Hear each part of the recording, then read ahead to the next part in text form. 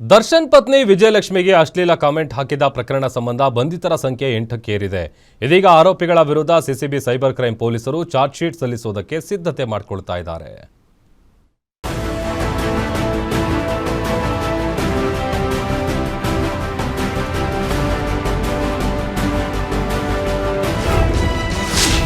ವಿಜಯಲಕ್ಷ್ಮಿ ದರ್ಶನ್ಗೆ bad comment ಹಾಕಿದ್ದವರಿಗೆ ಸಂಕಷ್ಟ. ಬಂಧಿತ 8 ಮಂದಿ ವಿರುದ್ಧ ಚಾರ್ಜ್ ಶೀಟ್ ಸಲ್ಲಿಸಲು ಖಾಕಿ ಸನ್ನದ್ಧ. ಎಸ್, ಅಂದು ವಿಜಯಲಕ್ಷ್ಮಿ ದರ್ಶನ್ ವಿರುದ್ಧ ಮನಬಂದಂತೆ ಅಶ್ಲೀಲ ಕಮೆಂಟ್ಗಳನ್ನ ಮಾಡಿದ್ದವರು ಇಂದು ಒಬ್ಬೊಬ್ಬರಾಗಿ ಖಾಕಿ ಬಲೆಗೆ ಬೀಳ್ತಿದ್ದಾರೆ. ಸದ್ಯ ಬಂಧಿತರ ಸಂಖ್ಯೆ 8ಕ್ಕೇರಿದ್ದು ಅಷ್ಟೂ ಜನರ ಮೊಬೈಲ್ಗಳನ್ನ ಸಿಸಿಬಿ ಸೈಬರ್ ಕ್ರೈಂ ಪೊಲೀಸರು ಸೀಸ್ ಮಾಡಿದ್ದಾರೆ. ಅಷ್ಟೇ ಅಲ್ಲ, ಎಫ್ಎಸ್ಎಲ್ಗೂ ಕಳಿಸಿಕೊಟ್ಟಿದ್ದು ಟೆಕ್ನಿಕಲ್ ಎವಿಡೆನ್ಸ್ ಕಲೆಕ್ಟ್ ಮಾಡ್ತಿದ್ದಾರೆ. ಇನ್ನು ಈ ಕೇಸ್ನ ಪ್ರಮುಖ ಪಾತ್ರ ಅಂದ್ರೆ ಅದು ಎಫ್ಎಸ್ಎಲ್ ರಿಪೋರ್ಟ್. ಇದು ಇನ್ನೊಂದು ವಾರದಲ್ಲಿ ಬಯಲಾಗಲಿದ್ದು, ಇದರ ಆಧಾರದ ಮೇಲೆ ಚಾರ್ಜ್ ಶೀಟ್ ರೆಡಿ ಮಾಡೋಕೆ ಖಾಕಿಗಳು ಕಾಯ್ತಿದ್ದಾರೆ.